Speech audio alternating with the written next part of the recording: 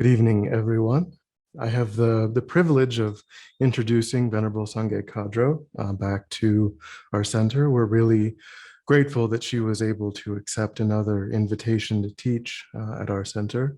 So just wanted to say thank you very much. Venerable Sangye Khadro is the author of How to Meditate and Awakening the Kind Heart, which are books that have benefited countless thousands of people. She's a senior monastic in our tradition, a graduate of the master's program. So she's overly qualified to be guiding us through this course. And again, we're just really grateful that she was able to accept our invitation. So thank you so much, Venerable. So I'm very happy to have this opportunity to teach this course. And although I have studied the topic, I haven't taught it before. So this will be my first time, and it's experimental. We'll see how it goes. So we'll begin with some prayers, which should be shown on the screen, and we'll do a little bit of meditation to get into a positive state of mind, a positive motivation for being here. Can everyone see that? Yes. Thank you. I don't know if did we decide who's leading the prayers? Do you want me to lead them? Or If you could, Venerable. Okay. So we first take refuge and generate bodhicitta 3 times. I go for refuge until I'm enlightened to the Buddha, the Dharma, and the Supreme Assembly. By my practice of giving and other perfections, may I become a Buddha to benefit all sentient beings. I go for refuge until I'm enlightened to the Buddha, the Dharma, and the Supreme Assembly. By my practice of giving and other perfections, may I become a Buddha to benefit all sentient beings. I go for refuge until I'm enlightened to the Buddha, the Dharma, and the Supreme Assembly. By my practice of giving and other perfections, may I become a Buddha to benefit all sentient beings. May all sentient beings have happiness and the causes of happiness. May all sentient beings be free from suffering and the causes of suffering. May all sentient beings be inseparable from happiness that is free from suffering. May all sentient beings abide in equanimity, free from attachment for friends and hatred for enemies.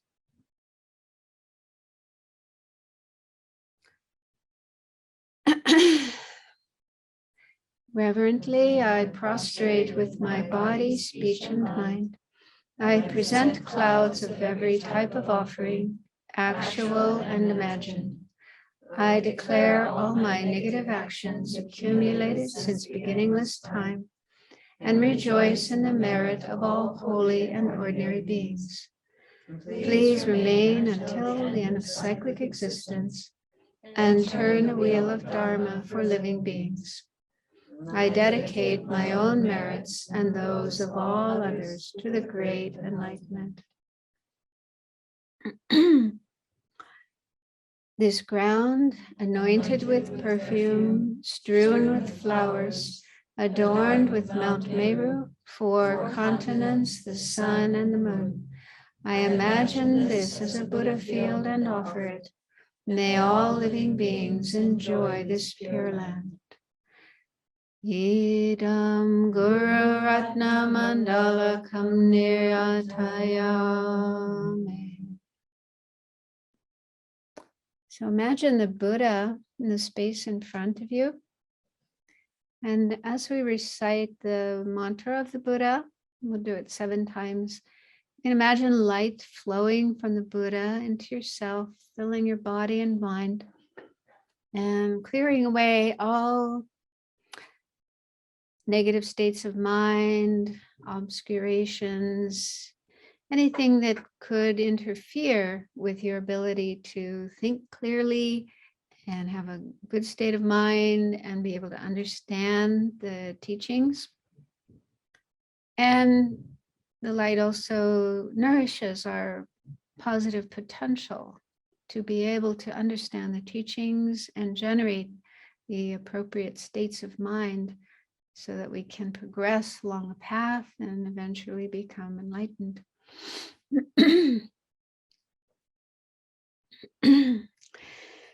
Taya ta om mune mune maha munaye soha. Taya ta om mune mune maha munaye soha.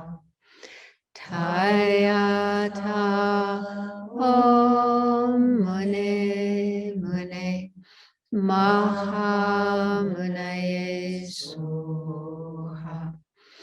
Taya ta om mune mune maha munaye soha. Taya ta om mune mune maha munaye soha. Taya ta om mune mune maha munaye soha. Taya ta om mune mune maha munaye soha.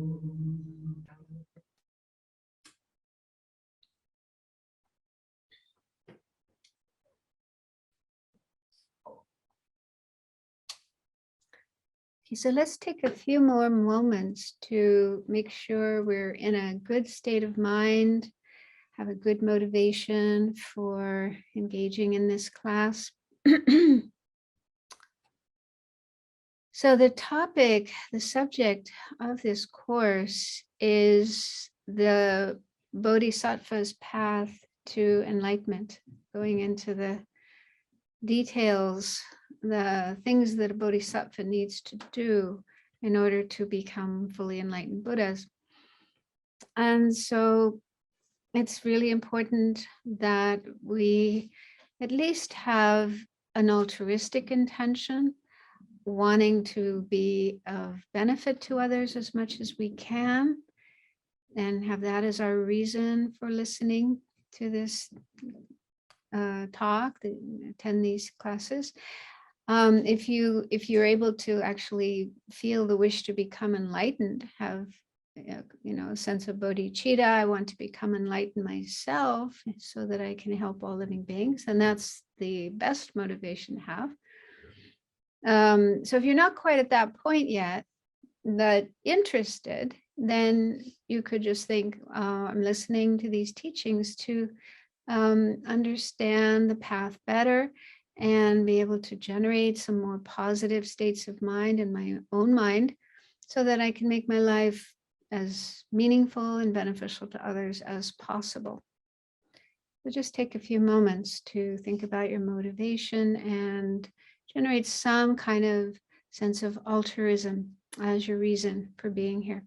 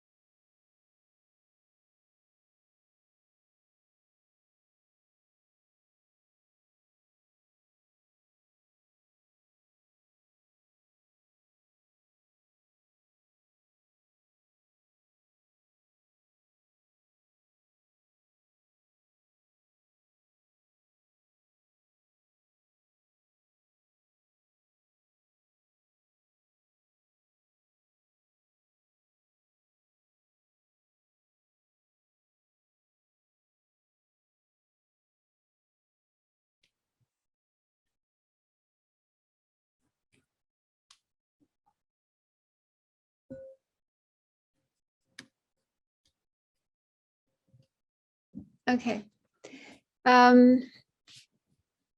So what I thought to do tonight is to give background information on the topic, the subject of this course, which is the 70 topics. And depending on how things go, how, time-wise, we might be able to start looking at the first of the 70 topics. And I've made some slides to go with my talk, giving some additional information. There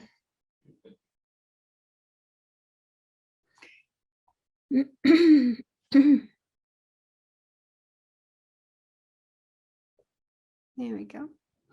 Yeah, so 70 topics. So the 70 topics are the main topics that are covered in a text, which is called the Ornament for Clear Realizations, or the Abhisamaya Lamkara. This is one of the great classics of the Indian tradition, the Nalanda tradition that Dalai Lama always talks about. And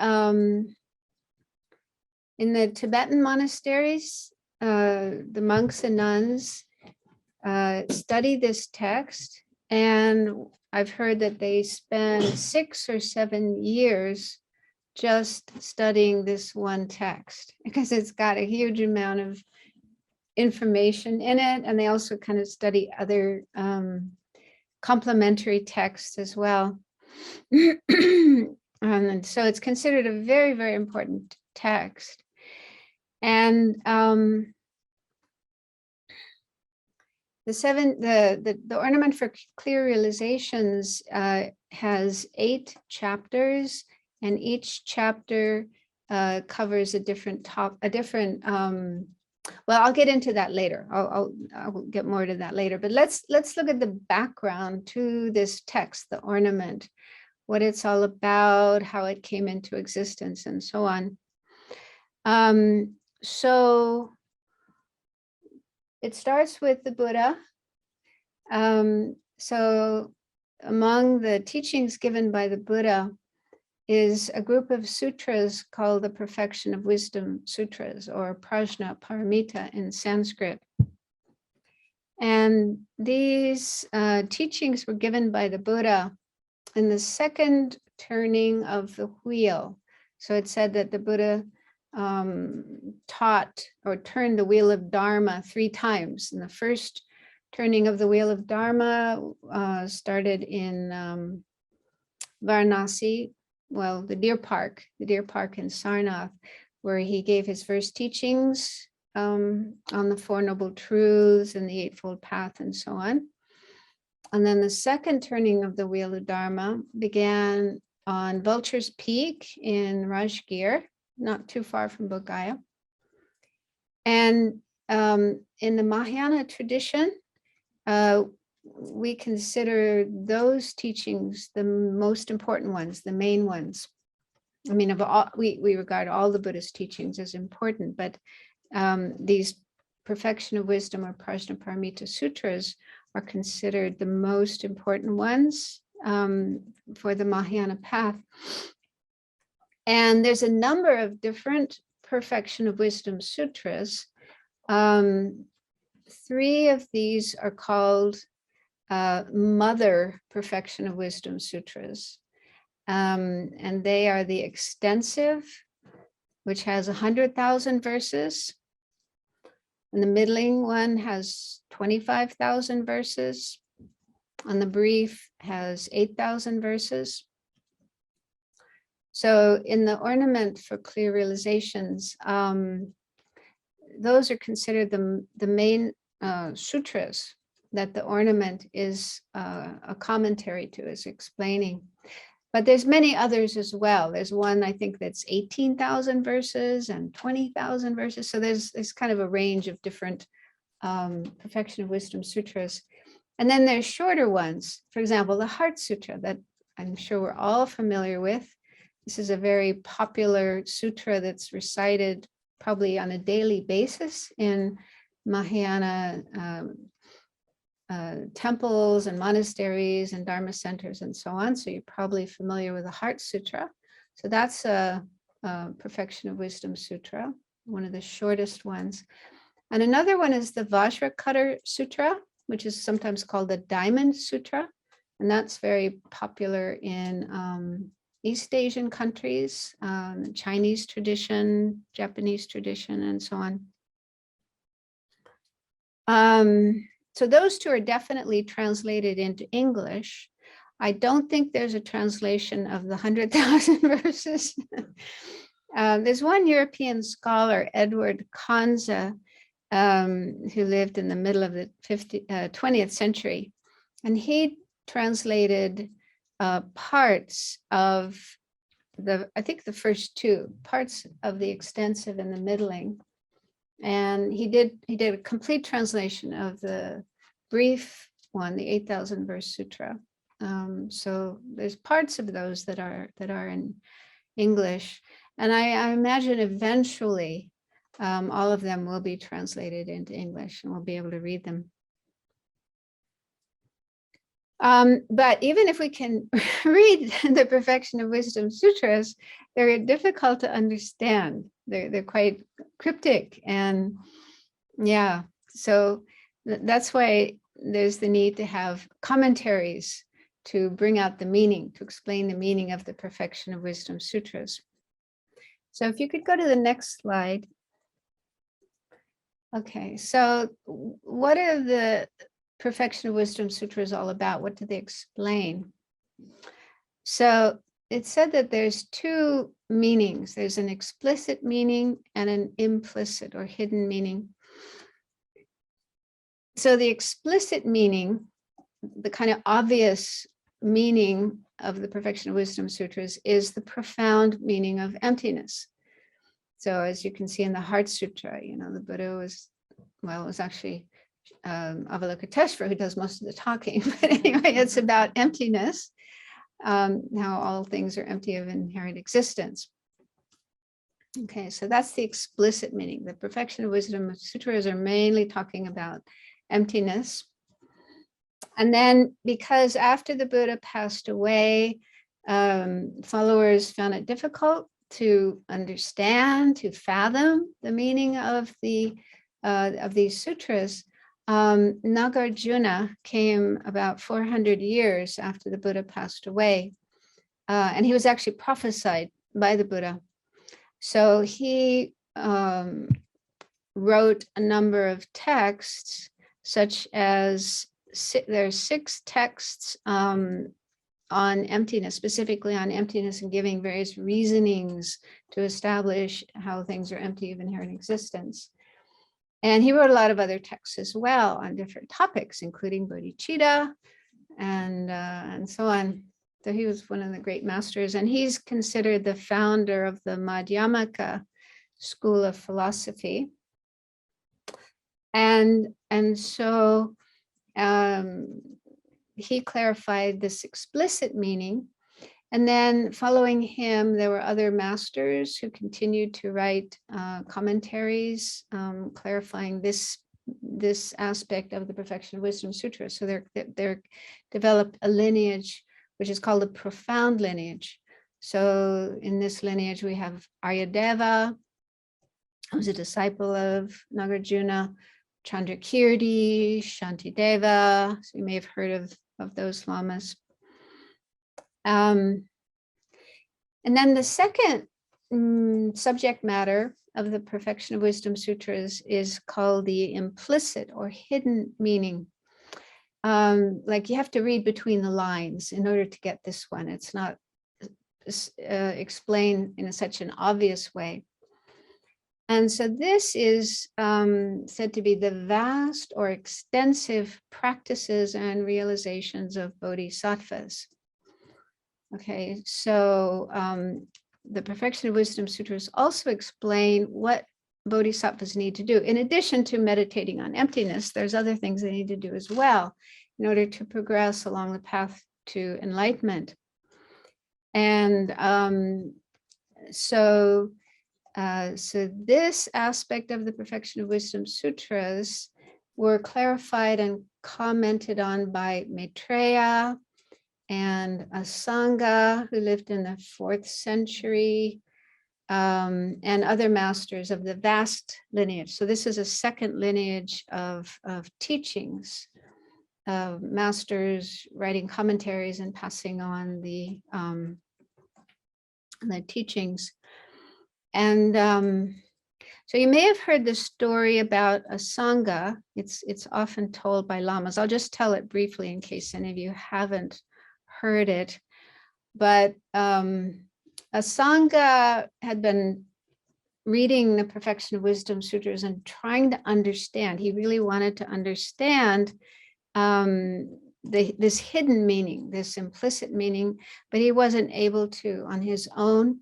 And so he thought to go into retreat and meditate, and hoping to have a vision of Maitreya, who's said to be the next Buddha who will come into the world and teach the Dharma, turn the wheel of Dharma.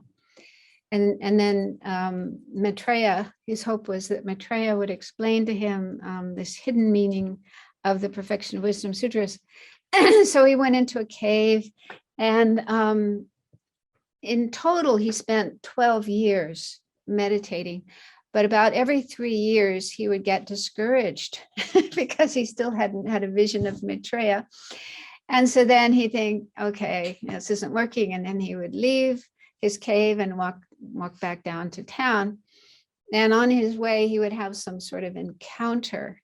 For example, one encounter or vision or whatever he had was seeing a man with a big bar of iron and a piece of silk, silk cloth, and he was rubbing this iron bar with a silk cloth. And Asanga asked him, "What are you doing?" And he said, "I'm going to make a needle." And so Asanga thought, wow, well, maybe I shouldn't give up. So he went back to his cave, and another 3 years, and then again he came out, and another 3 years, and again he came out, and he had these different visions. I think there was one of a bird who had a nest in a hole in the rock and was flying in and out to bring food to the babies. And Asanga noticed that, the bird's wings, even though they're very soft, they were starting to wear away the rock. And so he thought, okay, yeah, I should keep going. I shouldn't give up. So he went back. So this happened 3 times, but still at the end, after 12 years, he still hadn't had a vision of Maitreya, hadn't achieved his goal. And so he left the cave. And this time when he walked out, he saw a wounded dog.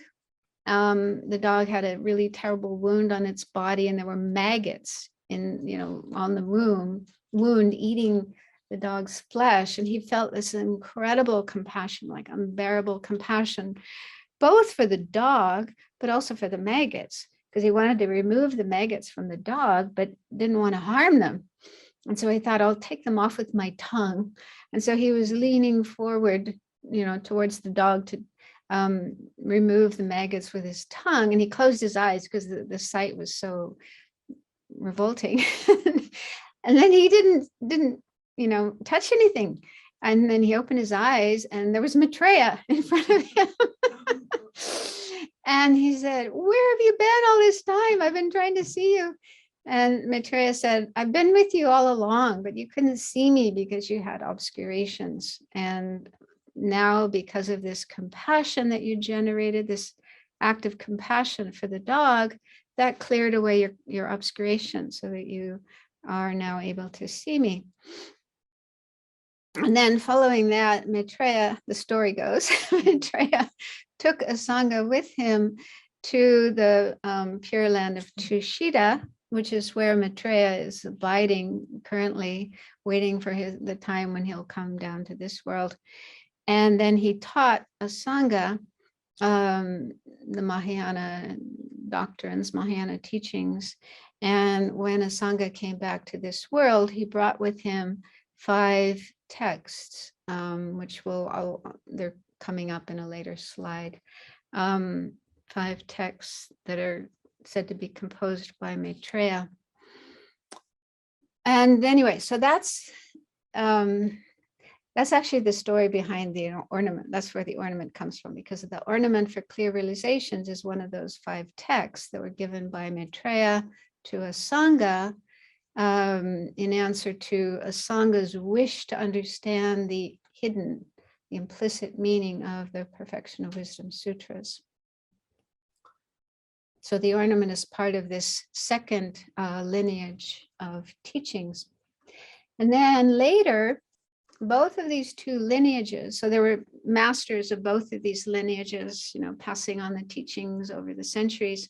And then finally, Atisha, who lived in the 10th century, received both of these lineages. And then he came to Tibet in the later part of his life. And he composed the first of the Lamrim texts, which is called The Lamp for the Path to Enlightenment. And so the ornament is a very important part of the Lamrim teachings. So much of the teachings we learn and meditate on in the Lamrim have their origin in the ornament for clear realization. So it is a very important text for those of us who are part of this, this tradition of the Lamrim. So the next slide shows the 5 texts of Maitreya. Or the ornament for clear realization, Abhisamayalankara. So that's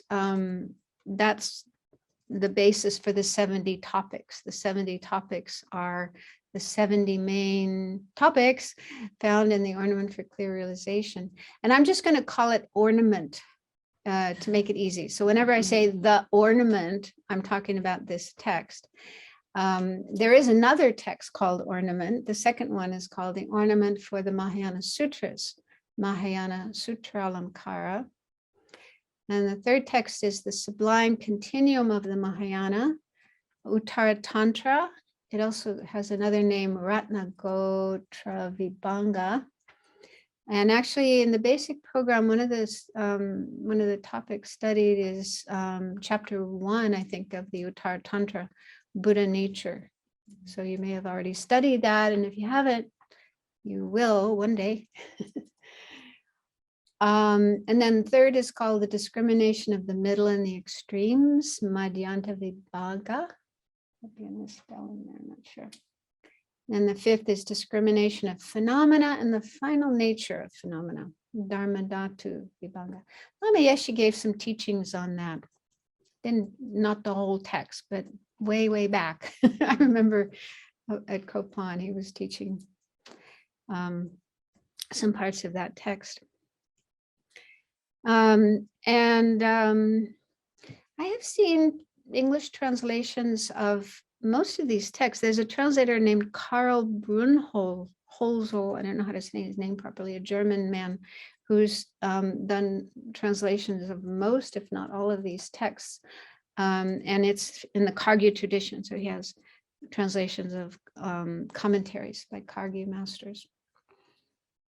But again, you don't need to worry about all of those, but the first one is the one we're going to be focusing on.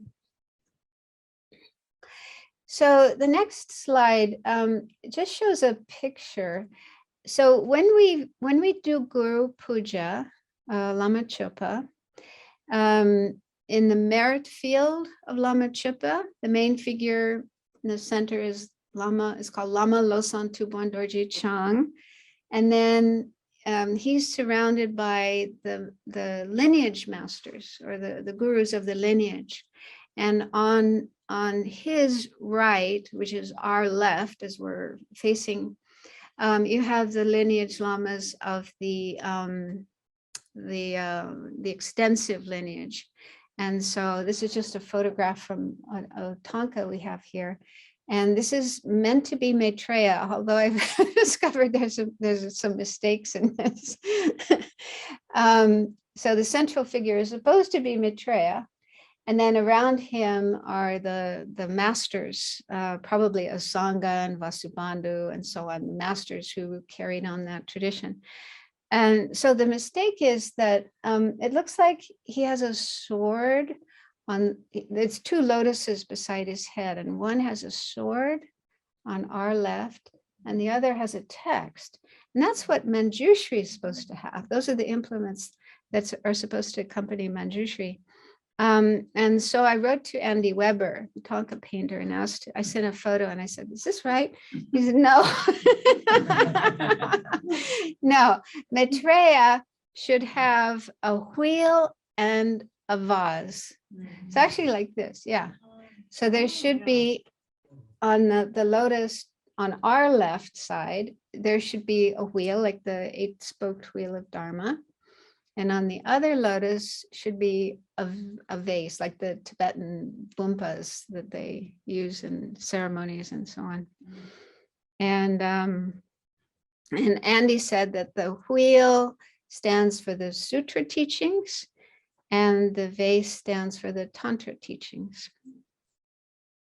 And Andy also commented on the color of the Lama's hats. He said they should be red, not yellow. So we got to get somebody to fix this tonka. Yeah, so I asked him about that, and he said, well, all the lineage masters prior to Lama Tsongkhapa should have red hats, not yellow hats. Although I've heard His Holiness question whether the Indian masters really did wear hats or not. This may be the way they're depicted by Tibetan Tonka painters. But anyway, so this is just to make some connection, because if you do the Guru Puja practice, then you should be visualizing Maitreya and all these masters on the side. Also in Refuge, when we take Refuge, the Refuge visualization also has the masters of the vast lineage on one side, the masters of the wisdom lineage on the other. And Maitreya is also said to be the next Buddha. He will come into the world sometime in the future and will reintroduce the Dharma in the world. He'll be the 5th founding Buddha. He's sometimes referred to as a bodhisattva. And when I was studying the Ornament, our teacher said that in reality, he is a Buddha. He's already attained enlightenment, but sometimes takes the aspect of a bodhisattva. For example, there are 8 important disciples of the Buddha, 8 bodhisattva disciples of the Buddha that include Maitreya, Manjushri, Avalokiteshvara, Samantabhadra, and so on. And they're all actually Buddhas, but they took the aspect of being bodhisattva disciples to give support to the Buddha when he was teaching. So there's different views about Maitreya, how he appears. Yeah, also different ways that he appears. For example, the statue of Maitreya that Lama Zopa Rinpoche wants to build in India is a different aspect, with the legs down, like sitting in a chair, and different hand mudras and so on. So he sometimes appears in different forms. Anyway, so that's just a little bit about Maitreya, who's the author of the Ornament. And the next slide, I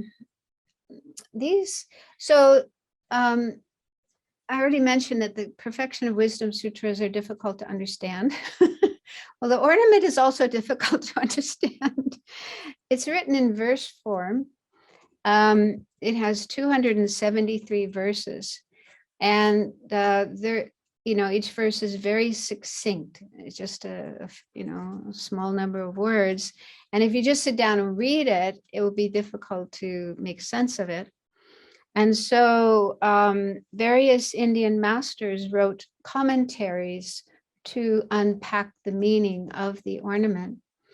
And so it's said that there were 21 commentaries written by Indian masters, including Asanga, Vasubandhu, and so on, that were translated into Tibetan. There may have been other commentaries that weren't translated into Tibetan, but anyway, in the Tibetan tradition, they have 21 commentaries by Indian masters. And of the commentaries, the Geluk monasteries mainly use a commentary called the Commentary Clear Meaning by Haribhadra. Haribhadra lived in the 8th century, and he was a disciple of Shantarakshita. Shantarakshita, you may have heard of, he came to Tibet, he went to Tibet, probably around that time, the 7th, 8th century. And he was he was instrumental in establishing the monastic tradition in Tibet. He brought the lineage of ordination so that Tibetans could get ordained, become monks and nuns. So Haribhadra was a disciple of Shantarakshita. And they like this commentary because they considered Haribhadra quite accomplished, and his commentaries were very, very clear. And Haribhadra's tenant system is Yogacara Svatantrika Madhyamika. The next slide shows the different Madhyamika schools, so you can see the names there. But actually, the founder of that particular school was Shantarakshita. Shantarakshita is considered the founder of that particular sub-school of Madhyamaka. So Haribhadra, being his disciple, was a follower of that school. Also, Kamalashila, you've probably heard of Kamalashila. He wrote the Stages of Meditation, a text that the Dalai Lama often teaches. He's also a disciple of Shantarakshita and belongs to that particular school. So what this means is that Haribhadra's commentary, this commentary, Clear Meaning, they call it Clear Meaning, is written according to that school, the Yogacara Svatantrika Madhyamaka. And that means some of the assertions are different than prasangika. So most of us, when we study the Lam Rim and so on with our teachers, we're exposed to the Madhyamaka Prasangika school, the school of Nagarjuna and Chandrakirti and so on, and Lama Tsongkhapa. And so some of the assertions or some of the explanations in the Ornament and its commentaries we're going to go through are going to be different. But that's good. It means we'll get to have better understanding of the Yogacara Svatantrika Madhyamaka school. And when there is a difference between what they say and what the Prasangika says, then we'll mention that so you don't get too confused.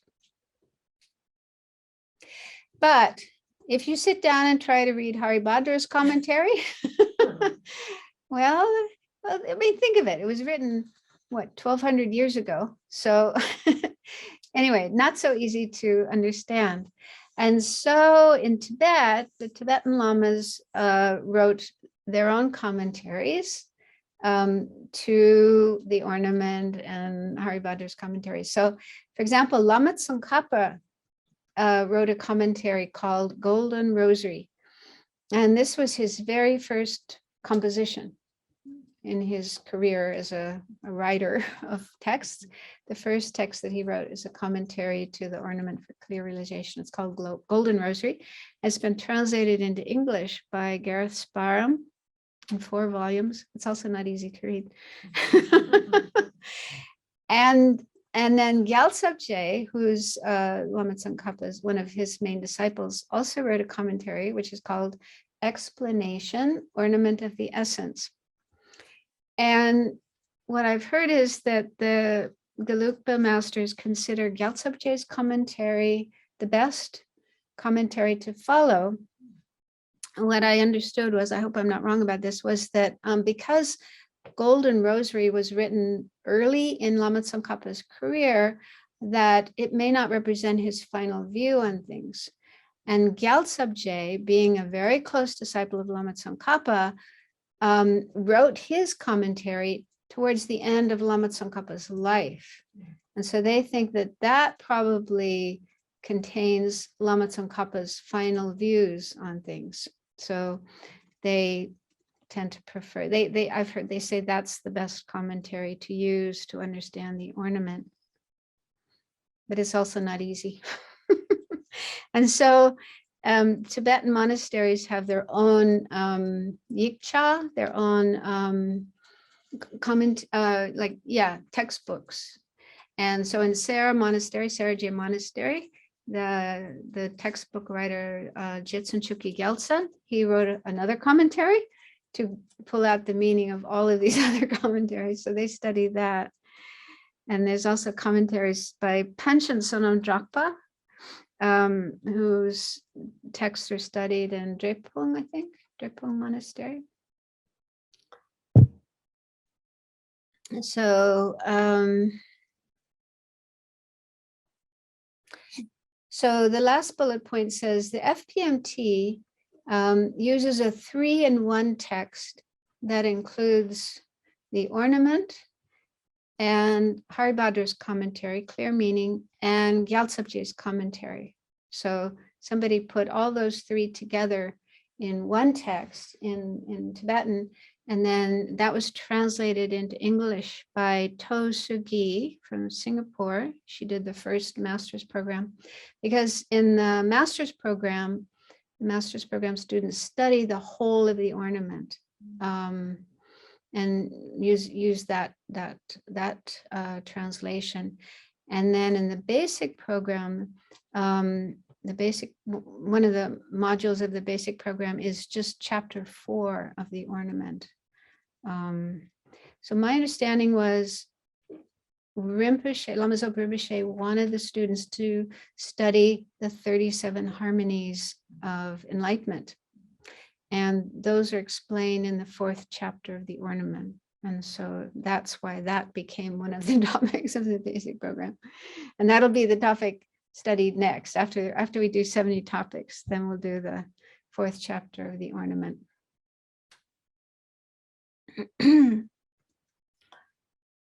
So there's a lot of information there, but I'm just trying to give you the background and help you understand what it is we're doing in this course. So the next slide just shows the different Madhyamaka sub-schools for those who may not be familiar. Some of you probably studied tenant, so you're familiar with these, but so Madhyamaka is one of the tenet schools, one of the main tenet schools founded by Nagarjuna. Madhyamaka means middle way school. And that has 2 main sub-schools, Svatantrika Madhyamaka, which translates as middle way autonomists, and then Prasangika Madhyamaka translates as middle way consequentialist. So that's the school that our lamas usually follow and teach as the final view, the highest view, the best view. So that's the one we normally learn about, like in the Lamrim and so on. And then the Svatantrika Madhyamaka has 2 divisions, which are called Yogacharya Svatantrika. So that's the one that was founded by Shantarakshita, and his disciples were Haribhadra and Kamalashila. So it's a Madhyamaka school, and what distinguishes Madhyamaka from other tenet schools is that they refute true existence. Totally, like they say, all phenomena, whatever exists, is empty of true existence. And all the other schools, mind-only school, Sotrantika, Vaibhashika, they do assert true existence. They don't refute true existence, but they assert it. So this is a distinguishing feature of Madhyamaka. But then when it comes to explaining what is true existence that's being refuted, that's where there's a difference between the Svatantrika and the Prasangika. how true existence is explained. We'll get into that later, but not now. And then, so the two sub-schools of Svatantrika, Yogacarya Svatantrika and Swatantrika Svatantrika.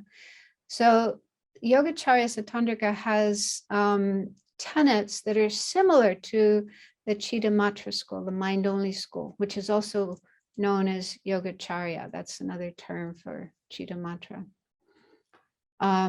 So, for example, refuting external objects. There are no external objects. Whatever we see, for example, a table, even though the table seems to be out there, external to our mind, independent of our mind, that's an illusion. That's a mistake. The table that we see comes from an imprint in our mind. So the imprint ripens and causes the appearance of the table and the appearance of the mind, or the mind that perceives the table. So both the mind seeing the table and the table arise from an imprint in our mind. So that's the case with everything that we perceive. So that's a mind-only or Chittamatra view, and that's also an assertion of the Yogacarya Svatantrika. So one thing I heard or read somewhere was that the Yogacarya Svatantrika is kind of a bridge between Chittamatra and Madhyamaka. They explain conventional things, conventional phenomena according to Chittamatra or Yogacarya, and they explain things on the ultimate level, ultimate truths, according to Madhyamaka. It's kind of a middle way, in a way, between those two schools.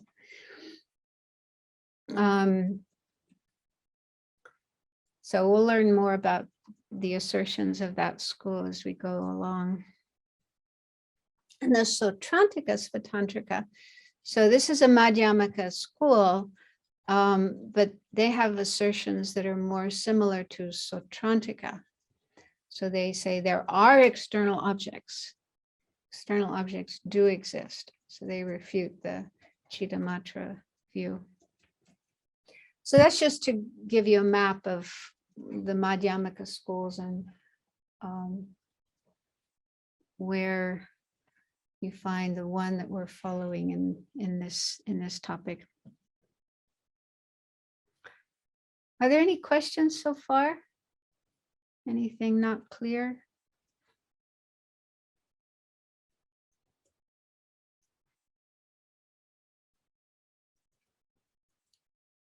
Anyone here? Nothing in the chat, Venerable. Okay. Yeah, if there's something that's unclear, put it in the chat box and you can let me know. I don't want to just keep going and leave somebody behind. Okay, so the next slide.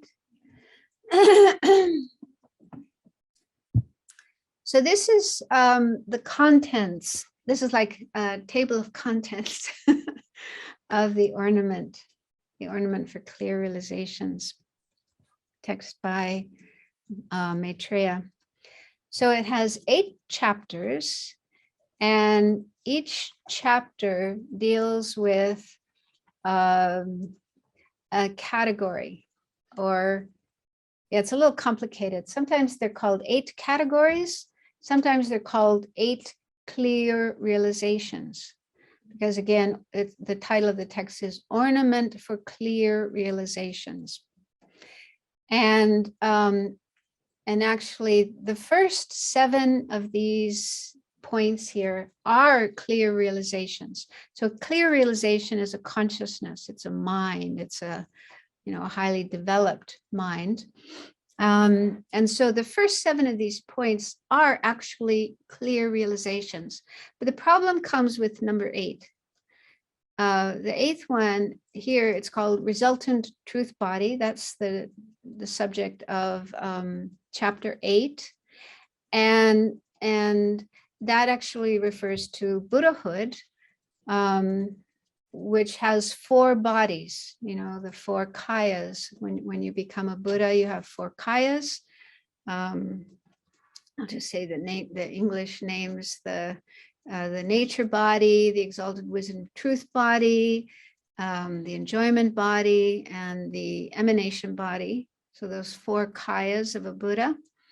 And of those 4 kayas, only one is a realization, a mind, and that is the exalted wisdom truth body. The other 3 are not minds. 2 of them are form bodies, so they're not minds. One is the nature body, which is the emptiness of Buddha's mind. And so it's a little tricky to say that number 8, resultant truth body, is a clear realization, because it doesn't completely fit. So that's why it's more comfortable to say 8 categories.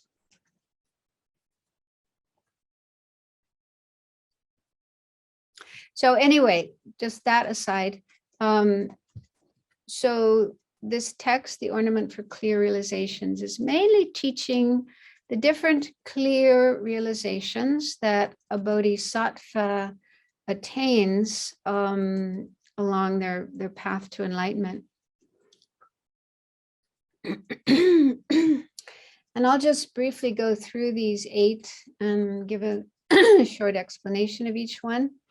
Now, regarding 70 topics, there are texts on, specific texts on 70 topics. There's one text by Jetsun Chokyi Gyaltsen, the textbook writer of Serje Monastery, and that has been translated into English. There's an English translation, but the terminology that was used in that translation doesn't quite match the terminology used in the translation of the Ornament.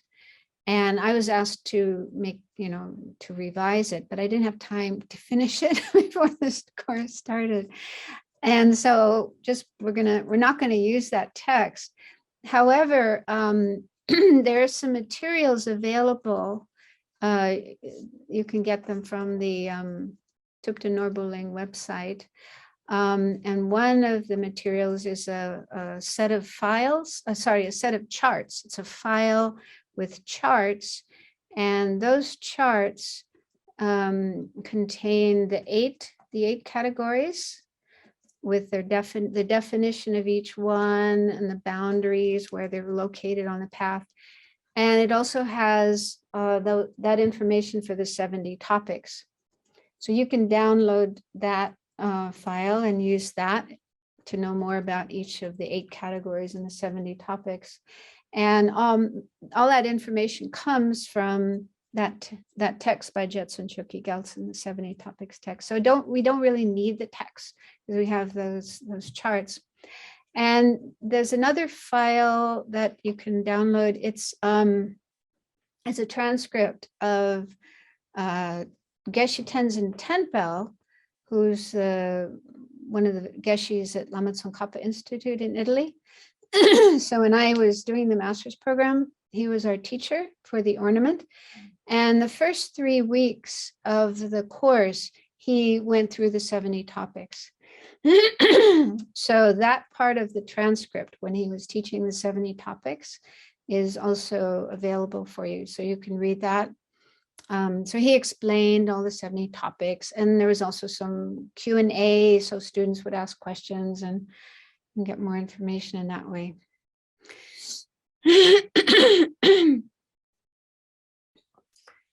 Okay, so the first 3 of these 8 categories, or 8 clear realizations,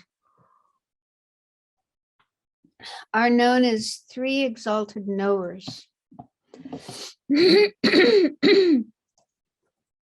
And these are the things that a bodhisattva needs to develop to generate. The first one is called exalted knower of all aspects. And this is actually enlightened mind, Buddha's mind, omniscient mind. So it's actually the final goal of the bodhisattva's path, exalted knower of all aspects. And the second one is called knower of paths.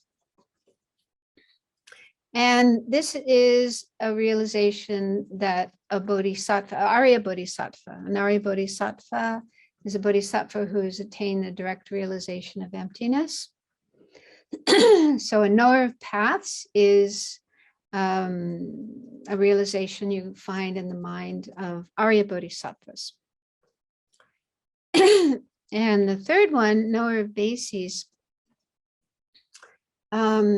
is a realization attained by Aryas, but not just Bodhisattva Aryas. It can be attained by any Arya. And there are actually 4 types of Aryas. Bodhisattva Aryas and hearer or Shravaka Aryas. So hearers are followers of the Buddha who aspire to attain nirvana, self-liberation. And they're called hearers because they like to listen. They like to hear the Buddha's teachings and then teach them to others. And then there's solitary realizers or Pratyeka Buddhas, another type of follower of the Buddha who aspires to attain nirvana, but they spend more time on the path to attain their goal of nirvana. And so there are also solitary realizer Aryas. So those 3, and then Buddha Aryas.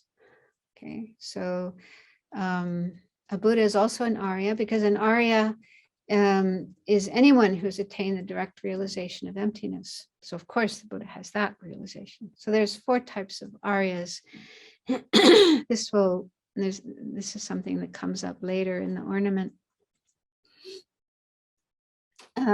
So the third one, knower of bases, is a realization that can be found in the mind of any Arya, any of the 4 types of Aryas.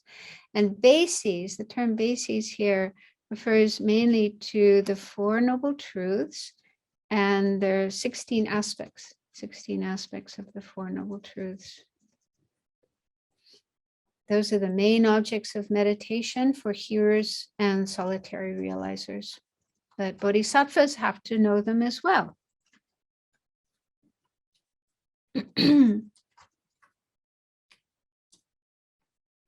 Yeah, that's just one thing that came clear to me when I was studying the ornament, because it's very much emphasized there that even though we want to follow the bodhisattva's path and attain Buddhahood, enlightenment, but we also, if that's our goal, if that's our aspiration, we also need to know the paths of hearers and solitary realizers, because our goal is to become a Buddha and lead all sentient beings out of samsara and lead them all to enlightenment. And among sentient beings, there are not all sentient beings are ready to enter the Mahayana path, the Bodhisattva's path. And so there are some sentient beings who are more inclined to the hearer's path. Others are more inclined to the solitary realizer path. And so a bodhisattva needs to know those paths very, very well to be able to guide sentient beings on those paths. So that's something I never thought about before or heard before. So again, it's really important for us to have great respect, deep respect for all the different teaching that the Buddha gave, including the so-called Hinayana teachings that he gave for the those who want to attain nirvana for themselves alone. So those are valid paths taught by the Buddha. And if we aspire to become a Buddha, we need to know those paths too, so that we can lead sentient beings on those paths. So for me personally, that was really helpful to learn and understand. Okay, so those first 3 of the 8 categories or 8 clear realizations are called the 3 exalted knowers. And those are the objects to be attained, to be generated in the mind of a bodhisattva. The next 4 are called applications. And I always had trouble with that term. Like, what's an application? We have applications or apps, right? On our phone and our our tablets and so on and so forth. So I think that's the term. App is short for application, right? So an app is something you can use to do different things, cool things with your phone and your tablet and so on. So anyway, that's one meaning of application. But here, application refers to bodhisattva practice that is either calm abiding or serenity alone, or a union of calm abiding and special insight that meditates on the aspects of the exalted knowers. Okay, so they're realizations, okay, they're states of mind. They're not apps like on your phone, but they're mental apps because they enable you to do things with your mind. Okay. And yeah, so there's this expression that comes up again and again in the ornament, the aspects of the three exalted knowers. And there's 173 of these aspects of the three exalted knowers. And the number 173 might sound pretty daunting, but they include the 37 harmonies with enlightenment. So you've probably heard of those. And the first 4 of the 37 harmonies of enlightenment are the 4 foundations of mindfulness. You've probably heard of those. So there's something there that you can relate to. So anyway, the 173 aspects of the three exalted knowers are explained in detail in the 4th chapter. So these 4 applications, number 4 to 7, are dealing with these 173 aspects in different ways. So number 4, called application in complete aspects.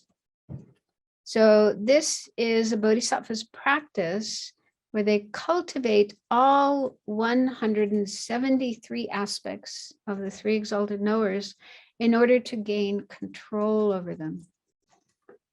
And what it means to gain control over the 173 aspects is developing the ability to meditate on all of them, all 173, in the correct order without a mistake in a single session. So one session, one session of meditation, you can meditate on all of these 173 aspects in the right order. So that's the meaning of gaining control over the 173 aspects. So this number 4, application in complete aspects, is where a bodhisattva is training their mind to be able to do that. And then once they've achieved that, once they've gained control over the 173 aspects, then they attain the next of the 4 applications, which is number 5, peak application. So that's where you've gained control. You have that ability to meditate on all of them in a single session. And then number 6 is called serial application. So this is a bodhisattva's practice to attain stability in their meditation on these 173 aspects. And in order to do that, the aspects are meditated on serially or progressively. So they'd already gained control with number 5, peak application, and now they're developing stability in their meditation.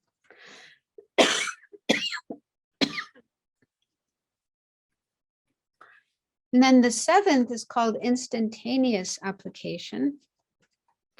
So this is when a bodhisattva has perfected serial application, they attain instantaneous application.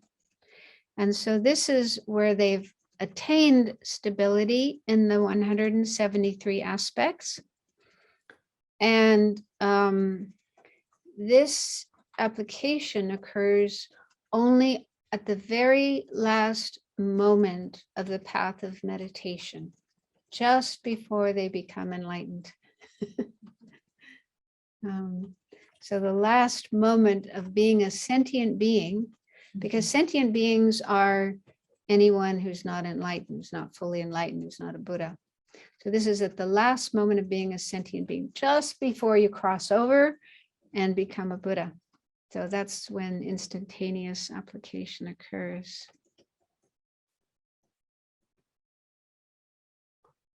And then number 8 is the other side, resultant truth body. So this is the final goal, becoming a Buddha, fully enlightened Buddha, with the 4 bodies, the 4 kayas of a Buddha.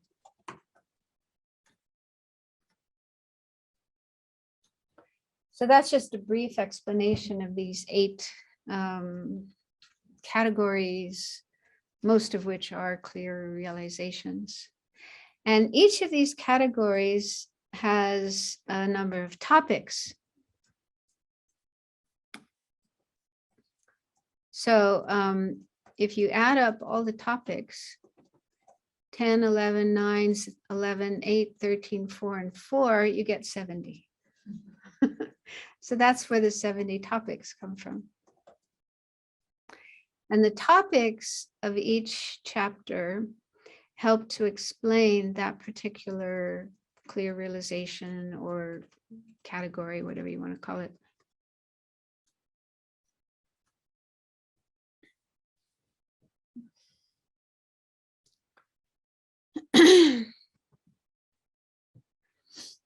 Okay, so then the next slide just puts these 8 into 3 groups.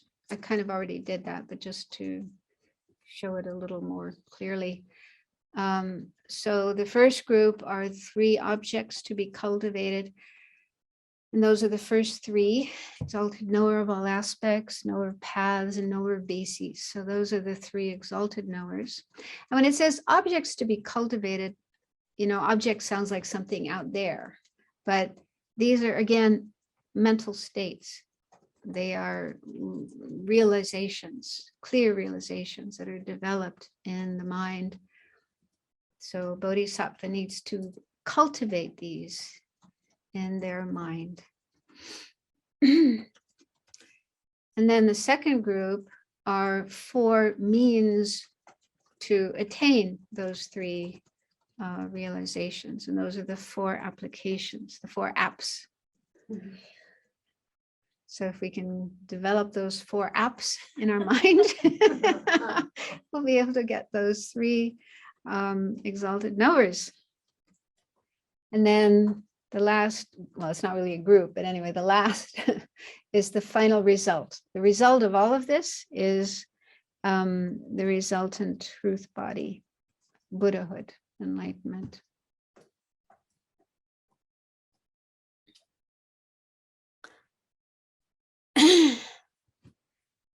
So the next slide, just for auspiciousness, I wanted to show the first verse of the Ornament.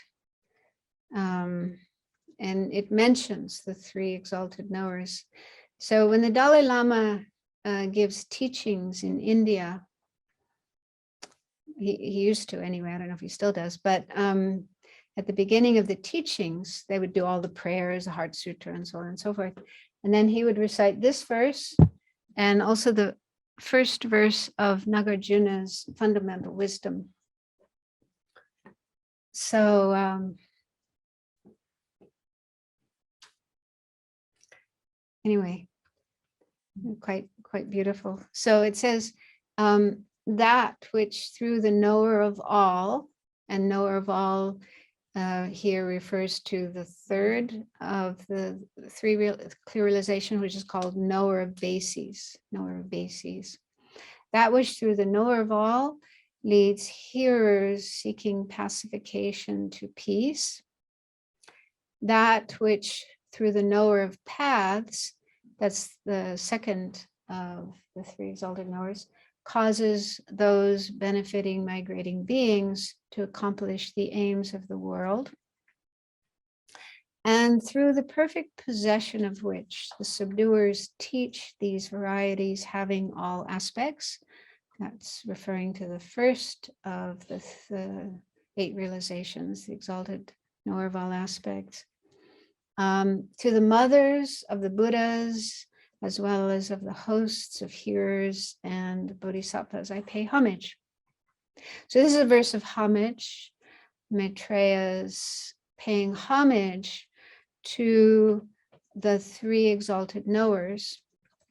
And the term mother in the last line, the mothers, in this case, mothers refers to the 3 exalted knowers. And the reason they're called mothers is because they give birth or they give rise to the 4 types of Aryas. So these 3 exalted knowers, the first 3 of the clear realizations, give rise to hearer Aryas, solitary realizer Aryas, bodhisattva Aryas, and Buddha Aryas. So that's why they're referred to as mothers. And that term mother can also refer to other things. For example, those 3 Perfection of Wisdom Sutras, the extensive and middling and brief, those are also called 3 mothers. So the term mother is often used in different contexts. Tara is called mother of all the Buddhas.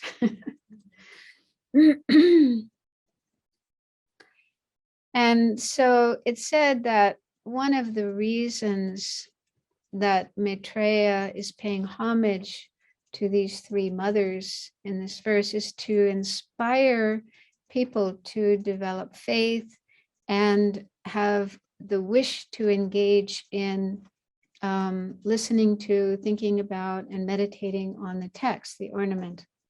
He wants to inspire people to study the ornament in order to develop these 3 exalted knowers. And with those, you can do so many good things. And so the intended audience, the intended audience for the ornament are those inclined to the Mahayana, people who have inclination to the Mahayana tradition. And it said that there are 2 types of Mahayana practitioners. One are called followers of faith, and the other called followers of Dharma. And followers of faith are also, well, there's this term, doesn't sound very respectful, but they're called dull faculty. They're said to be of dull faculty. And the followers of Dharma are said to be of sharp faculty. So there's that kind of terminology. Although our teacher said that being of dull or sharp faculty isn't a question of intelligence, doesn't mean, you're dumb and you're smart, but rather it has to do with mental strength of mind. So those of dull faculty have less mental strength, and those of sharp faculty have a greater amount of mental strength. So it's not meant to be insulting or putting down anybody, but just, and it said that these 2 types of people have different ways of responding when they encounter this verse. The first type of person, the follower of faith, who's called dull faculty, they immediately feel inspired. Just by hearing this verse or reading this verse, they kind of believe in it and they think, yeah, this is what I want to do. And they'll immediately jump in and start studying the text. They don't have doubt about it. Whereas the second type, who are called followers of Dharma, and they're said to be of sharp faculty, do not immediately feel faith. Instead, they want to investigate. They want to analyze what is said in this verse. They want to check, is it really true that these three mothers, these three exalted knowers, can bring about the results that are mentioned here? Okay, so is this true or not? And in the process of doing this investigation, they actually gain an inferential realization of emptiness. So they realize emptiness of true existence using a reason. And now in this school, the Yogacaras, Vatantrika, Madhyamaka, the preferred reasoning is called being free of one and many. I don't know if I'll have a chance to get to that later, but that's the main reason they use to realize emptiness, lack of one and many. Anyway, they use a reason to realize emptiness, and they get an inferential realization of emptiness. And then having that inferential realization of emptiness, they can understand that if they continue to familiarize with emptiness, which they've realized, then they will be able to attain a direct realization of emptiness. And with that direct realization of emptiness, they'll become an Arya. And then through this means, they establish that it is actually possible to attain these three exalted knowers, knower of exalted knower of all aspects, knower of paths, knower of bases. And by attaining those clear realizations, they'll be able to accomplish the results that are mentioned here. So in this way, by relying on reasoning rather than just on the words of the text, they attain a kind of faith which is irreversible, very solid, firm, irreversible faith in the three exalted knowers. And so this kind of faith is stronger than the faith that just arises from like the first type of person, just believing the words. So that's something else that I was happy to learn about when I was studying the Ornament, because I don't consider myself sharp faculty, but I'm someone who doesn't just immediately believe things. I like to investigate. I have doubts and I want to check and investigate to find out that, well, that's actually okay. And it's a better way than just blindly believing the words of a text.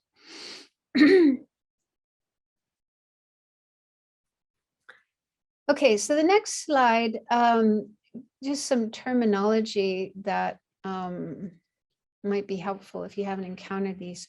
So the term clear realization, which is in the title of the text, and it's also the 8 clear realizations, Nguntok in Tibetan. This is a wisdom or a path. And yeah, I tried to find out if there was a definition of clear realization, but it seems there isn't one. Couldn't find it. But it's synonymous with path, and there is a definition of path. And so here's the definition of path. A path is defined as a clear realizer conjoined with an uncontrived mind of definite emergence, or in other words, renunciation. And so a path is a mind, it's a consciousness. And the first path that one attains is with uncontrived renunciation. So after meditating on the faults of samsara and generating strong renunciation of samsara, when that gets to the point of being uncontrived and spontaneous and natural and so on, then that's the point at which you first have a path. That's the first path. And then from there on, other realizations are also paths. So a clear realization is a consciousness to which the name path has been given, because just as an external path leads a person to his or her destination, a consciousness path leads a being to a higher level of spiritual realization. So that's why they use the term path. A path is like a means to a goal, a spiritual goal rather than a geographical goal. And the last point there are, these are synonyms. Because these terms, these different terms come up a lot in the Ornament and probably some of your other studies as well. And so it's good to know that they are all synonymous. So clear realization, path, ground, exalted knower, and exalted wisdom. These are all synonyms. They're all interchangeable. And they're all minds, mental states, realizations.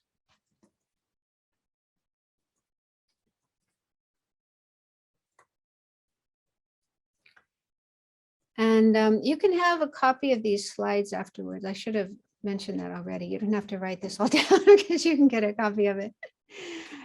So the next slide just shows the 5 paths. Some of you may have studied these before, but some of you may not have. And I thought these come up again and again in the Ornament. And so it's good to know a little bit about them. So again, these are paths. They are minds, consciousnesses, realizations that one attains.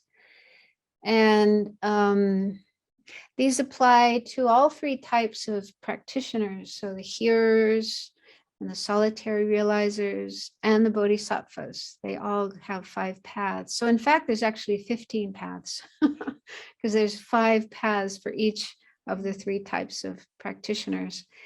And in the Ornament, we're mainly talking about the bodhisattvas paths or the Mahayana paths. But there is also some information about the paths of the other 2 types of persons, the hearers and solitary realizers. So this is just very brief introduction to the 5 paths. So the first path is called the path of accumulation. And this begins, well, for Hinayana, if you're a hearer or a solitary realizer, you attain this path when you have uncontrived renunciation or definite emergence, the wish to be free of samsara.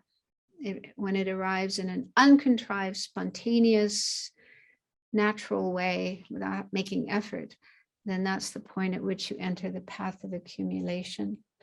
And for the bodhisattva, on top of having uncontrived renunciation, they also need to have uncontrived bodhicitta. So their bodhicitta, their aspiration to become a Buddha, to help all living beings, has to arise in an uncontrived way. And that's when they enter the Mahayana path of accumulation. And it has 3 levels, small, middle, and great. So when a person following the Mahayana path, wanting to reach enlightenment, so when they have this spontaneous, uncontrived bodhicitta, they enter the small level of the path of accumulation. And that's the point at which you become a bodhisattva. Prior to that, you can't really be called a bodhisattva. So you only become a bodhisattva when you enter the path of accumulation, having uncontrived bodhicitta. And it said that when you're on the small level of the path of accumulation, your bodhicitta is still a bit fragile. It's possible to lose it, to degenerate your bodhicitta and then fall to, you might give up the Mahayana path and decide to go the Hinayana path. So that's still possible. But once you reach the middle level of the path of accumulation, that's no longer possible. Your bodhicitta is firm, stable, and can no longer be lost. And the reason it's called a path of accumulation is because this is where, like the bodhisattva starts to accumulate their merit. You know, you've probably heard, to reach enlightenment, you need to accumulate merit for 3 countless great eons, at least. That's the minimum. It could be more, but that's the minimum. 3 countless great eons. So those 3 countless great eons start from the path of accumulation. I mean, it doesn't mean, of course, before that we accumulate merit. We have to accumulate merit to be able to get to the path of accumulation. But the 3 countless great eons only start from the path of accumulation. And before the path of accumulation, the sharp facultied person has already gained a realization of emptiness, an inferential or conceptual realization of emptiness. And a dull faculty person might have gained that realization, but might not. But even that person, while they're on the path of accumulation, they do have to gain that realization of emptiness, an inferential realization of emptiness, because they need it to be able to go to the next path. So the next path is called the path of preparation. And the starting point of that is the union of calm abiding and special insight, observing selflessness. So you need to have cultivated calm abiding and an inferential realization of emptiness, and be able to put those two together to have the union of calm abiding and special insight on the object selflessness. So this is a realization of emptiness that's not a direct realization, but it's via a mental image or a meaning generality. And then the path of preparation has 4 levels: heat, peak, forbearance, and supreme mundane quality. So as you progress through these 4 levels, your realization of emptiness becomes stronger, and the mental image gradually lessens until finally it disappears altogether, and you attain a direct non-conceptual realization of emptiness. And that's the point you enter the 3rd path, path of seeing. So the starting point of that is having your first direct realization of selflessness. And at this point, you become an Arya. So if you're a Bodhisattva, you are Bodhisattva Arya. If you're a hearer, you're a hearer Arya, and so on. So the term Arya starts from here. And the Bodhisattva's path also contains what are called the 10 grounds or the 10 bhumis. So the first of the 10 grounds starts here with the path of seeing. And another thing that happens at this point is that you have your first elimination of obscurations in the mind. Now, one of the differences in this school, one of the unique, it's Svatantrika Madhyamika as opposed to Prasangika. According to Madhyamaka Svatantrika, you eliminate the 2 types of obscurations simultaneously, starting with the path of seeing. So there's 2 types of obscurations. We'll get into the details of those later, but one are called the afflictive obscurations, and those are the obscurations that prevent nirvana or liberation. They include ignorance and all the other afflictive emotions and their seeds and so on. So those are the afflictive obscurations. The other kind of obscurations, here they're called knowledge obscurations or obscurations to omniscience or cognitive obscuration. So those are obscurations that prevent becoming a Buddha, fully enlightened Buddha. So according to the Prasangika school, you may have heard this explanation before, a bodhisattva first eliminates all the afflictive obscurations, and only then they start to eliminate the other kind of obscurations, the cognitive or knowledge obscurations. And that's from the 8th ground onwards. But according to this school, Bodhisattva eliminates both types of obscurations simultaneously, starting from the path of seeing. So when they reach the path of seeing, they eliminate the acquired level of both types of obscurations. So acquired means obscurations that you've learned rather than innate, inborn. So we all have innate obscurations like innate ignorance, innate anger, innate attachment, and so on. But in addition to that, we have acquired afflictions. So for example, if we're born in America, and we're educated to think I'm an American, my country is great, and da da da da da. And so then, if somebody insults your country, then you get angry. You can get angry. So that would be an example of acquired anger. You weren't born with that anger. You didn't come out of the womb angry at people who insulted America because you hadn't yet, developed that kind of identity. So that's something acquired. So we have innate anger. That's like inborn from the time we're born, but then acquired anger would be what we acquire based on our education, based on what we've learned and so on. So those acquired obscurations are eliminated all at once with the path of seeing, with that first direct realization of emptiness. Okay, so then the next path is the path of meditation.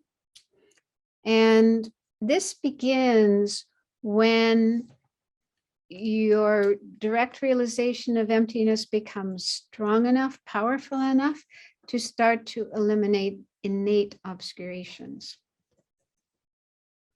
So innate ignorance, innate anger, innate, all the other afflictive emotions.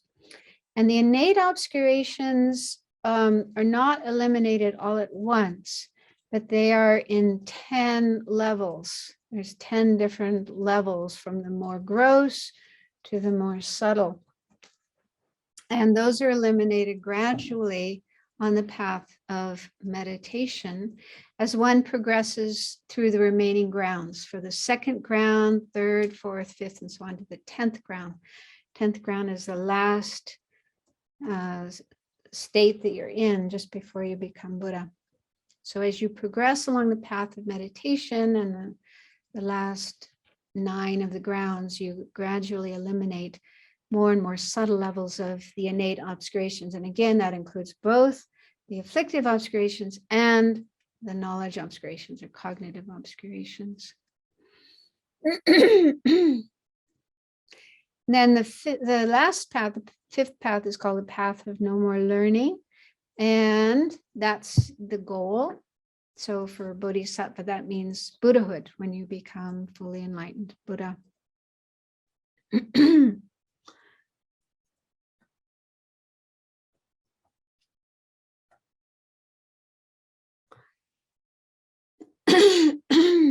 So, a Buddha is one who is always in a state of meditative equipoise on emptiness. Their mind never departs from directly realizing emptiness, and simultaneously they are fully aware of all conventional phenomena. So they see all conventional truths and all ultimate truths simultaneously in every single moment of existence. And a Buddha is someone who's totally eliminated all obscurations forever, such that they will never arise again. They will never again experience ignorance, anger, attachment, or any of the other afflictive emotions. And they have all these amazing qualities and abilities with which to help sentient beings, to help all sentient beings throughout time until every single sentient being has become free of samsara and reached enlightenment as well.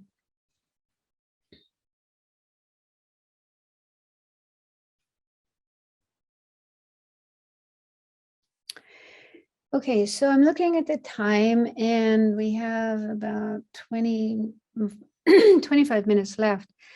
I was thinking of, let's go to the next slide. Yeah, let's just do a little bit more. So now we're going to jump into the material. So this is the first of the 8 categories or 8 clear realizations. Exalted knower of all aspects. And there's a definition. It's a culminated, exalted wisdom directly realizing the 10 topics, generated mind, and so forth.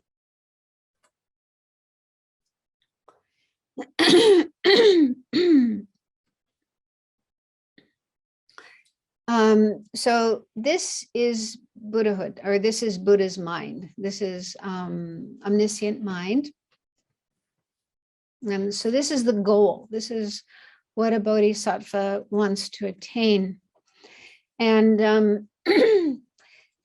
Buddha's mind knows all phenomena. However, this definition only mentions the 10 topics. These are the 10 topics of, exalted knower of all aspects. And so somebody might wonder about that. Why does it only mention those 10 topics?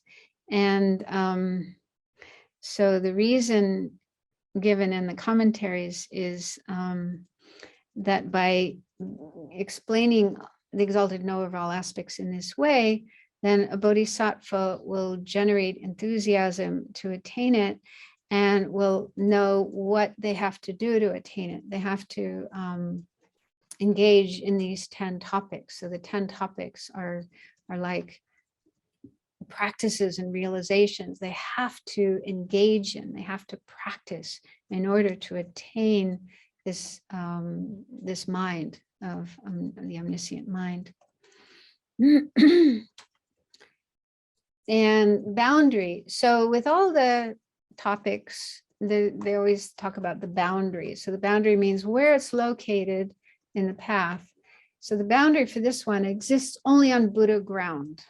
They use that term Buddha ground. Buddha ground means enlightenment, the state of enlightenment. So that's the only place you will find this, this particular mind. Well, it doesn't exist before Buddhahood. And there's a list of the 10 topics, just for your information. And so these are the subject matter of chapter 1 of the Ornament. And chapter 1 is the longest chapter of the whole text. And it contains a lot of really, really important material. For example, the first of the 10 topics is called Mahayana conventional generated mind, which is bodhicitta. This is how bodhicitta is referred to in the text. It's called generated mind. Sangye is the Tibetan term. And so there's a lot of information about bodhicitta, how to develop bodhicitta, different kinds of bodhicitta, and so on. And again, this is where, like in the Lamrim, the material about bodhicitta and the Lamrim comes from this. And the second topic is called Mahayana instructions.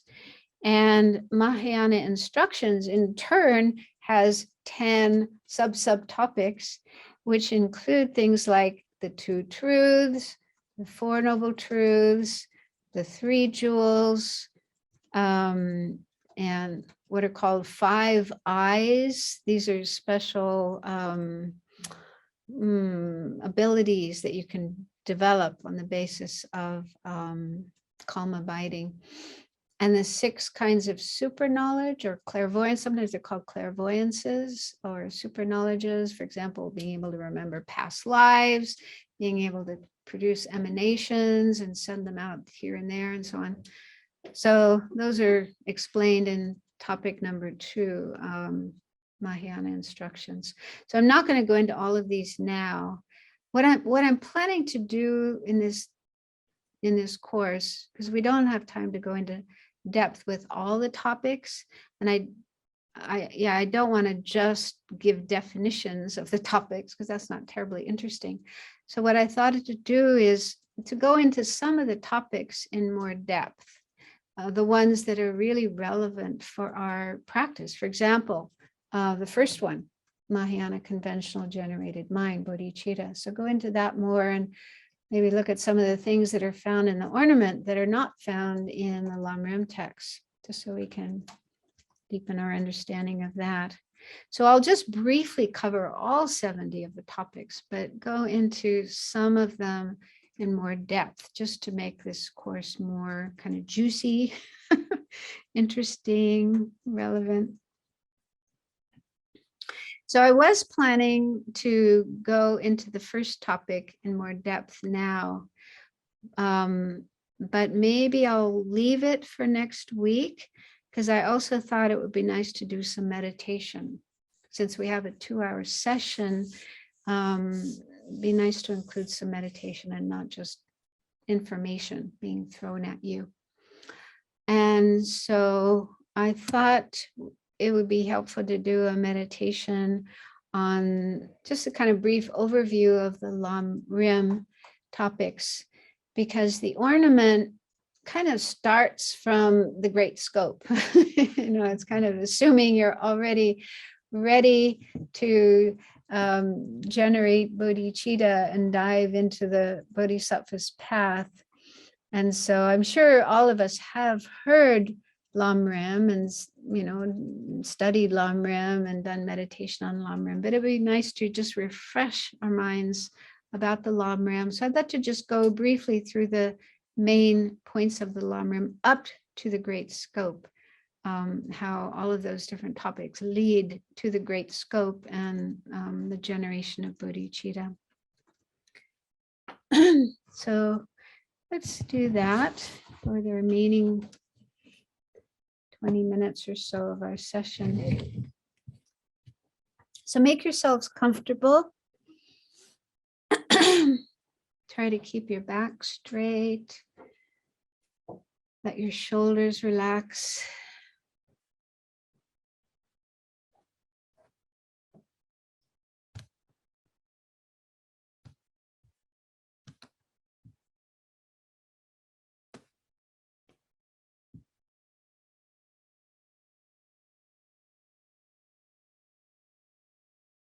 Just take a few minutes to settle down your mind. Make sure you're not thinking about other things that might interfere with the meditation. So you can just focus on the meditation.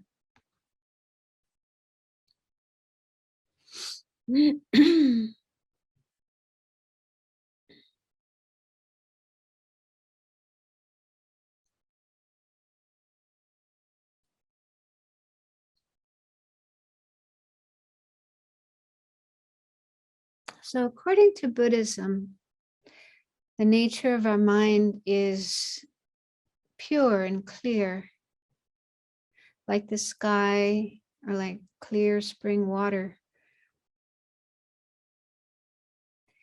Although we have afflictive emotions, anger, attachment, ignorance, these are not permanent fixtures in our mind. They're temporary. It's possible to eliminate all these afflictions and obscurations from our mind so that our mind remains in just its pure and clear state.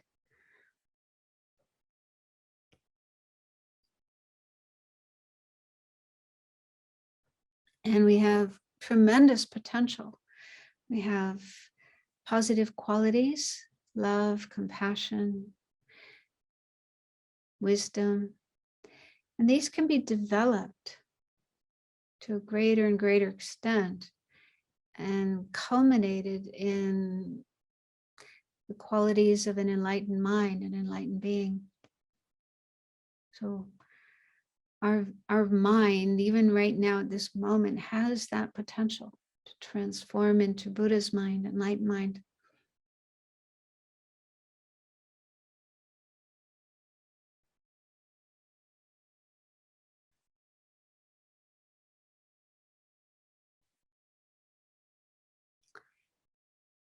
But we need help to do this. And so we need spiritual teachers who can teach us the way to transform our minds and bring our minds to enlightenment.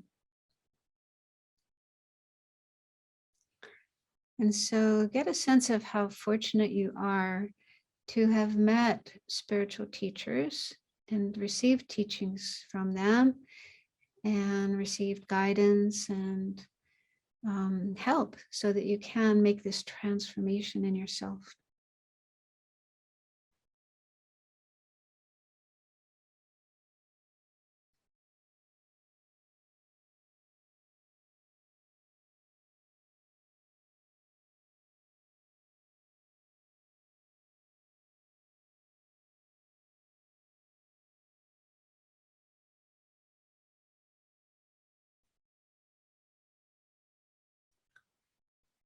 And we are also very fortunate at this time to have a human life with all the ideal conditions to be able to learn and practice the Dharma. Such a life is actually rare. Of all the sentient beings in the universe, only a small amount have this kind of life that we have.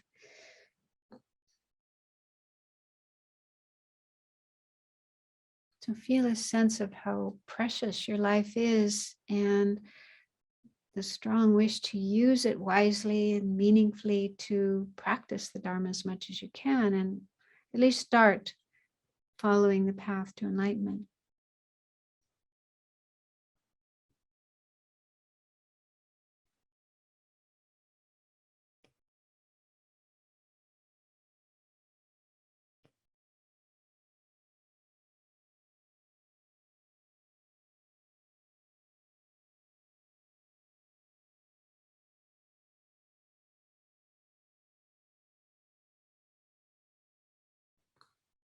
However, this precious opportunity isn't going to last forever. Our body is subject to aging and eventually will die. So death is definitely going to happen to us. And there's different ways that death can happen. And we don't know when and how it will happen. There are even things that could happen to us today or tonight or tomorrow that could bring about the end of our life.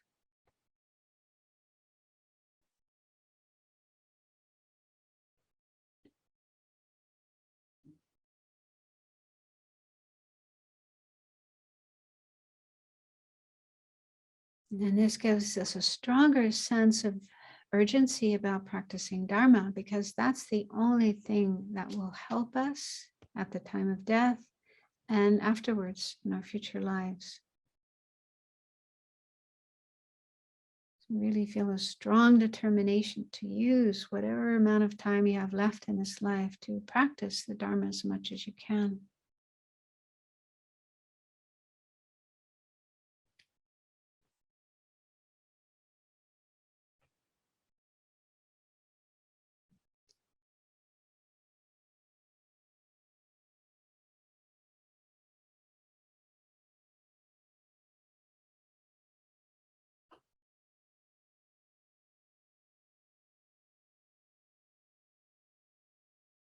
And the first step in the practice of Dharma is to take refuge in the Buddha, Dharma, and Sangha, and to learn about karma and follow the law of karma to the best of our ability.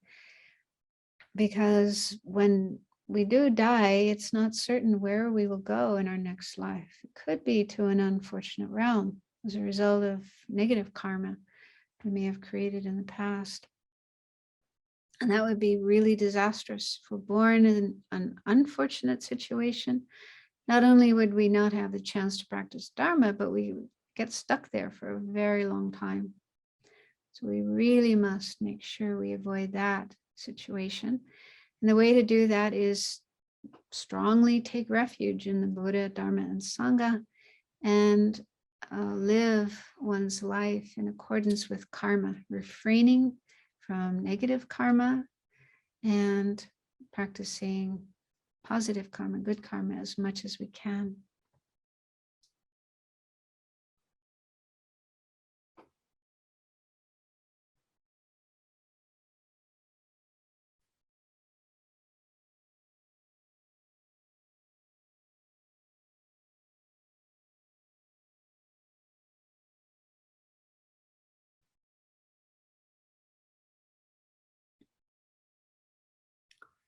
So if we live in that way, we can be assured of avoiding an unfortunate rebirth and obtaining a fortunate one in our next life as a human being or as a deva. However, that's only a temporary solution, because even in those fortunate realms, we're still in samsara, the cycle of having to die and take rebirth and experience suffering again and again and again. So we need to recognize the faults, the disadvantages of samsara, such as the 3 types of suffering, obvious suffering of body and mind, the suffering of change, even the pleasant experiences we have are not really satisfying because they come to an end and we're left where we were before. And then pervasive suffering, just having a body and mind that's under the control of karma and afflictions and not really free to experience the peace and happiness that we could experience. So see if you can really get a strong sense of the unsatisfactory nature of samsara, how it's like a prison or a concentration camp. And if we were in such a situation, we would not want to stay there, but would want to get out. So we need to feel that way about the whole of samsara, even the fortunate places of rebirth.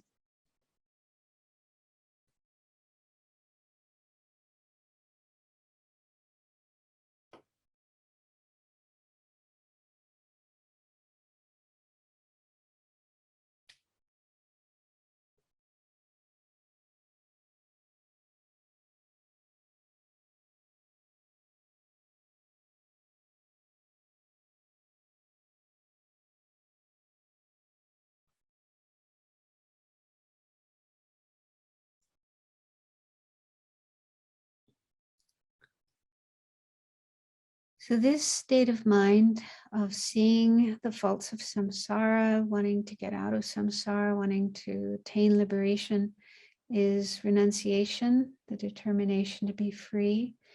And we do need to develop that state of mind. Then we need to think about other beings. We're not alone in samsara. There's many other beings who are also trapped in this terrible situation.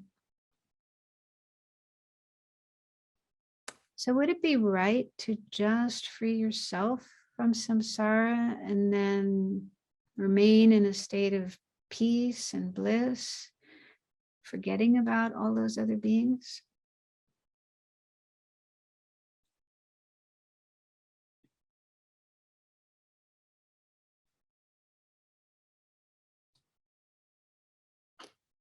What about your family and your friends and other people who helped you in your life?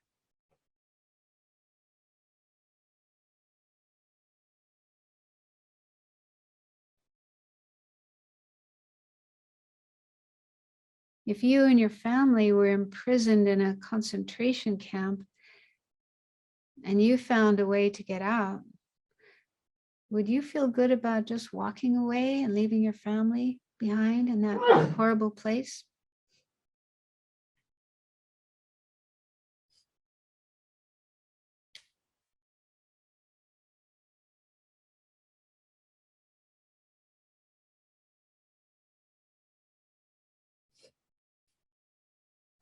So not feeling right about that is similar to the attitude of someone inclined to the Mahayana path, the Bodhisattva path, who realizes that it just wouldn't be right to free only oneself from samsara and not do anything to help the other beings.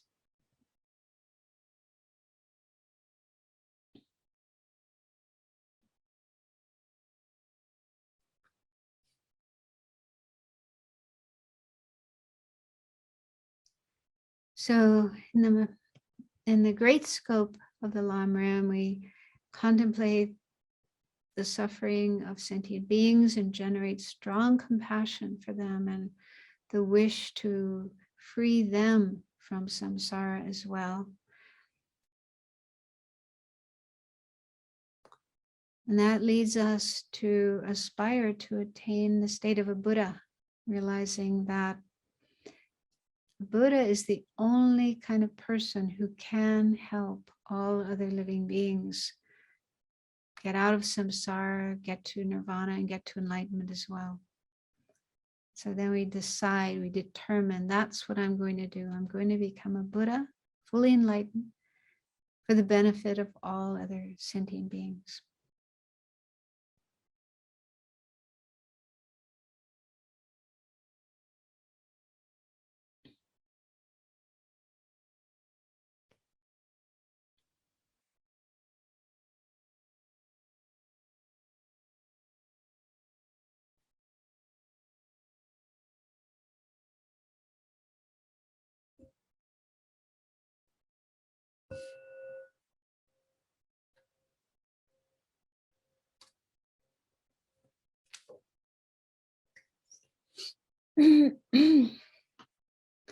So next week, we will start looking at the first topic, which is bodhicitta, or as it's called in this text, generated mind.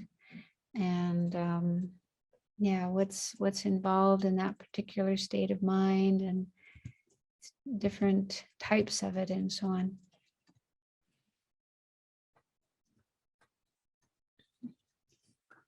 We have a couple of minutes left if there's any burning question that anyone might have.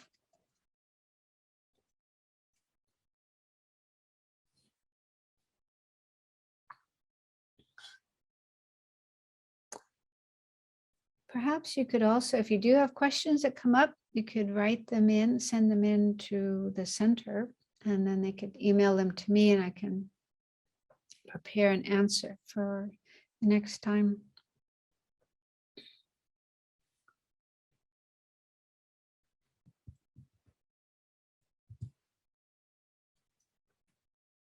Anyone here? You said there's acquired and innate afflictive obscurations, and there's acquired and innate non-afflictive cognitive obscurations. Yeah. Okay.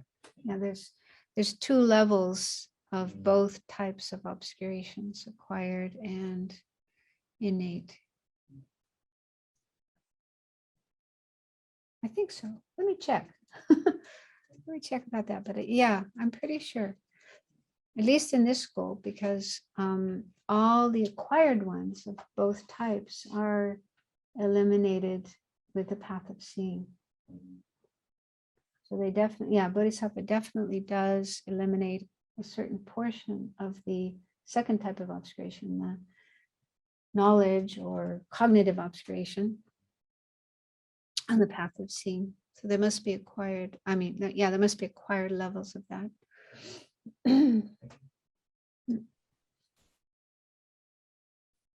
I see a hand. Yeah. Thank you, Venerable. I've got a question or maybe just an observation. So I was just looking at the definition you gave about a path. It's defined as a clear realizer conjoined with an uncontrived mind of definite emergence.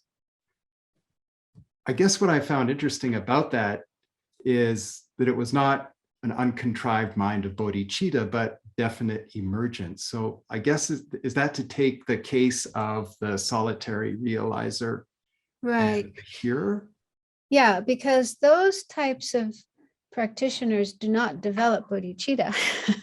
Right. So they develop renunciation. And so they contemplate the faults of samsara, and they generate this sense of, oh, samsara is terrible and I want to get out. So when that reaches the level of being uncontrived and spontaneous, then that's when they start the path. Their path of accumulation starts from that point. And yeah, so that's why the term path, the definition of path there is to cover all the possible types of practitioners and not just the bodhisattvas. Does that make sense? It does. Thank you. And if I could follow up. So definite emergence, I can't recall where I heard this, but I heard that in a way that's bodhicitta for yourself. Yeah, And- Definite emergence is another way of translating the term for renunciation. I think it's ngejung in Tibetan. And yeah, the term renunciation can put some people off, whereas definite emergence, or another translation is the determination to be free. So that has a more positive connotation. Yeah, I want to free myself. Whereas renunciation can sound like you have to give things up. Whereas if you focus more on what you're going to get rather than what you're giving up, I'm going to be free from samsara. So it might have a more positive connotation. So yeah, renunciation or determination to be free could be called compassion for yourself, because it's the highest form of compassion for yourself.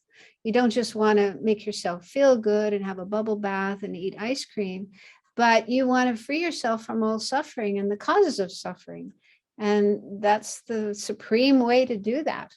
So determination to be free could be called self-compassion. It's not normally said in the traditional text, but some contemporary teachers are saying that. Yeah. This makes sense. Yeah. Thank you very much, Venerable. Thank you.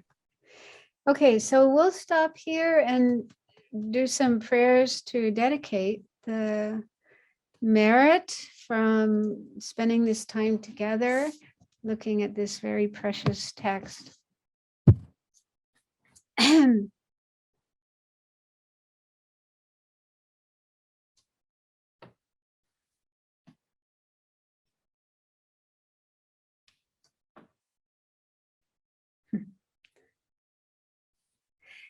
Due to the merits of these virtuous actions, may I quickly attain the state of a Guru Buddha and lead all living beings without exception into that enlightened state.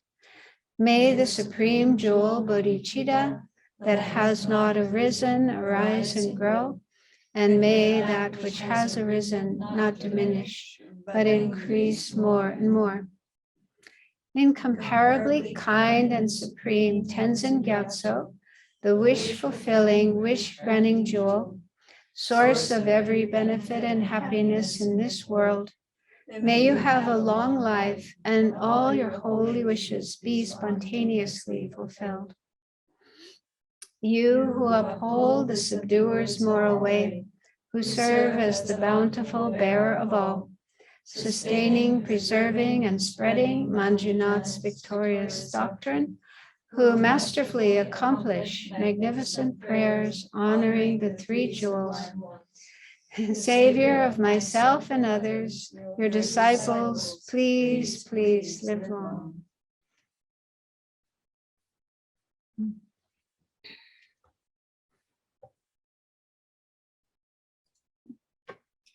Thank you, Thank you. Venerable.